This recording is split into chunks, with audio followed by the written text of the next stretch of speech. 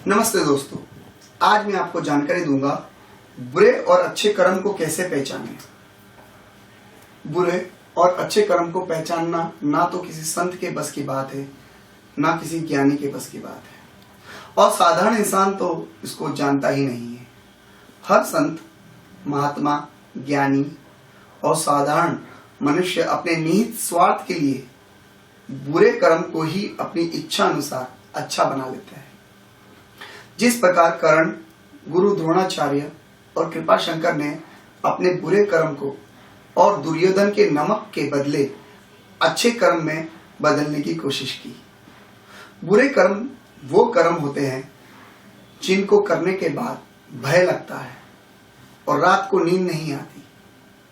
उन कर्मों को करने के बाद आपको नकली आनंद की अनुभूति होती है, और अच्छे कर्म वो होते हैं जिनको करने के बाद आपको ना तो भय लगता है और रात को चैन और आनंद की नींद आती है। बुरे और अच्छे कर्मों का फैसला दो प्रकार से होता है।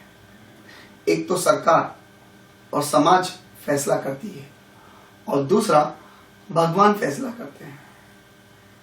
जो फैसला समाज और सरकार करती है वो तो गलत भी हो सकता है, पर जो फैसला भगवान करता है वो कभी गलत नहीं होता। बुरे कर्मों का आधार भूख, धन, स्त्री, जमीन, सत्ता, यश, ईर्षा और शक्ति मुख्य तौर पर होते हैं।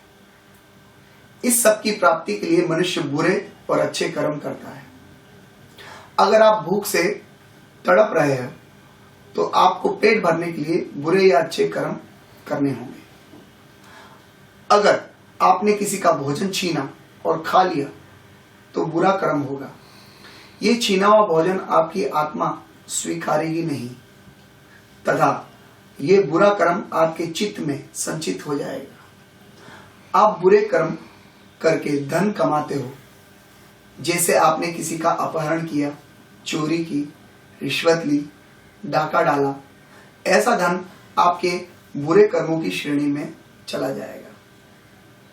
ऐसे धन से आपकी आत्मा डर जाएगी और हमेशा डर लगता रहेगा। सबसे ज्यादा बुरे कर्म तो स्त्री को लेकर ही होते हैं, क्योंकि स्त्री की आत्मा का संबंध तो सीधे सीधे आपके कर्म के साथ होता है। इसी प्रकार हम जमीन और जायदाद को लेकर बुरे कर्म करते हैं, दूसरे के मकान को और जमीन को कब्जा कर लेते हैं। इसके कारण जो आत्मा की बदुआ लगती है वो भी बुरे कर्म के खाते में चली जाती है। इसी प्रकार सत्ता प्राप्ति के लिए हम जघन्य बुरे कर्म करते हैं।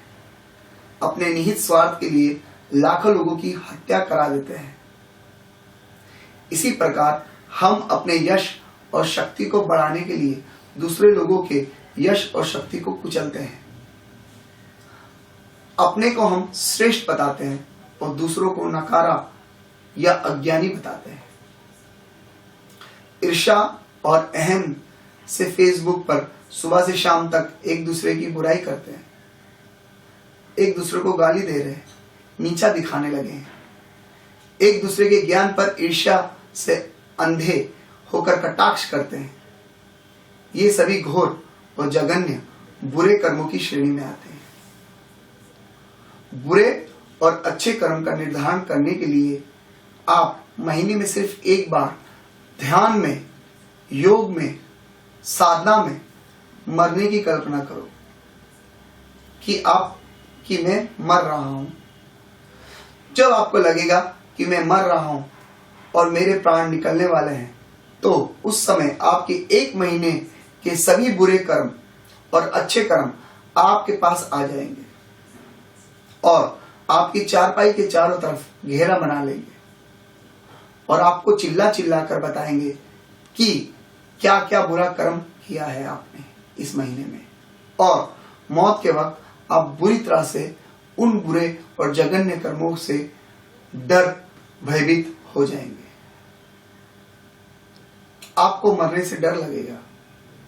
इसी प्रकार आपके सभी अच्छे कर्म भी आपको चारों तरफ खड़े हो जाएंगे, बोलेंगे खुश होकर कि मरो, अपनी दुनिया के लिए अच्छे कर्म किया है आपने और उसका अच्छा फल मिलेगा, आपको स्वर्ग मिलेगा और चैन से मृत्यु को प्राप्त करोगे।